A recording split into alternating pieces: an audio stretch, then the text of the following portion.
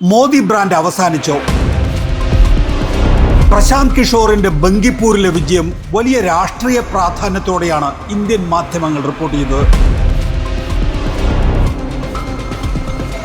മോദി പ്രഭാവം അവസാനിക്കുകയാണ് എന്നതാണ് ബങ്കിപ്പൂരിലെ ചുവരെഴുത്തെന്ന് വിശ്വസിക്കുന്ന ചിലരെങ്കിലുമുണ്ട്.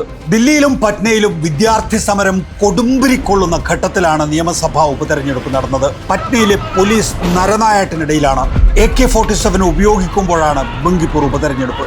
എങ്ങനെയാണ് ചെറുപ്പക്കാരുടെ, മുന്നോക്ക സമുദായക്കാരുടെ നഗര കേന്ദ്രീകൃത വോട്ടുകൾ പോൾ ചെയ്യപ്പെടുക എന്ന് പഠിക്കാനുള്ള ഏറ്റവും നല്ല സാമ്പിളാണ് ബങ്കിപ്പൂർ.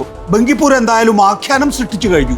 ആദ്യം നമുക്ക് ബങ്കിപ്പൂർ നിയമസഭാ മണ്ഡലത്തെ പഠിക്കാം. 2008 പറ്റ്ന വെസ്റ്റിൽ നിന്ന് വേർപെടുത്തിയാണ് ബങ്കിപ്പൂർ ഉണ്ടാക്കിയത്. നഗര വോട്ടർമാരുള്ള വിദ്യാസമ്പന്നരായ ബീഹാറിലെ സമ്പന്നരുടെ സവർണജാതിക്കാരുടെ പ്രദേശം. 1995 മുതൽ BJPയുടെ ശക്തി കേന്ദ്രം.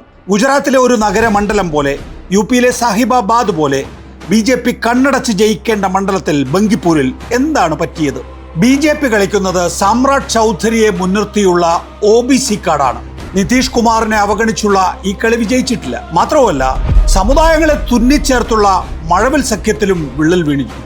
ദേശീയ അധ്യക്ഷൻ നിതിൻ നബിൻ ഒഴിഞ്ഞ സീറ്റിൽ BJPക്ക് സ്വന്തമായി മുഖ്യമന്ത്രി ഉള്ളപ്പോൾ ഈ തോൽവി കടുത്ത നാണക്കേട് തന്നെ. ബീഹാർ രാഷ്ട്രീയത്തിൽ എങ്ങനെയാണ് പ്രശാന്ത് കിഷോറിന്റെ ജൻസുരാജ് പാർട്ടി ഇരിപ്പുറപ്പിക്കുക എന്ന് കണ്ടറിയണം. 30 കൊല്ലമായി JDU, RJD, BJP പാർട്ടികളാണ് ബീഹാർ രാഷ്ട്രീയം നിയന്ത്രിക്കുന്നത്. 2025 നിയമസഭാ തെരഞ്ഞെടുപ്പിൽ മത്സരിക്കാതെ മാറി നിന്ന പ്രശാന്ത് കിഷോർ ഉപതെരഞ്ഞെടുപ്പിൽ മത്സരിച്ചത് കാറ്റുള്ളപ്പോൾ തൂറ്റുവാൻ തന്നെയാണ്. തേജസ്വിയുടെ അവസ്ഥയും ദയനീയമാണ്. ബങ്കിപ്പൂർ ഉപതെരഞ്ഞെടുപ്പ് സമയത്ത് 3 ആഴ്ചത്തെ വിദേശ ടൂറിന് പോയി രാഷ്ട്രീയ വിഡിത്തം കാട്ടി. 30 വർഷത്തെ കോട്ട 30 ദിവസം കൊണ്ട് വീണു എന്നാണ് പ്രശാന്ത് കിഷോറിനെ ഉദ്ധരിച്ച് ബിസിനസ് നൈലിന്റെ തലക്കെട്ട്. റായ്ബറേലിയിലും അമേഠിയിലും കോൺഗ്രസ് വീണതുപോലെ തന്നെയാണിത്. നരേന്ദ്രമോദിയുടെ 12 വർഷത്തെ കോട്ട ഇളകുകയാണോ?